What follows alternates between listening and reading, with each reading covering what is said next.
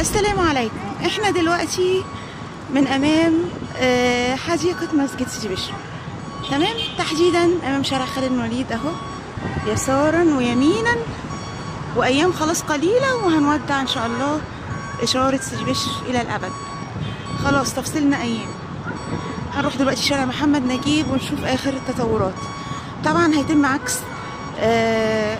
عكس شارع خالد بن الوليد هنا، بدل اللي هيبقى جاي من محمد نجيب هيبقى اللي رايح طبعا على محمد نجيب، وبكده يبقى لغينا هنا الإشارة خالص وتخلصنا منها إلى الأبد إن شاء الله.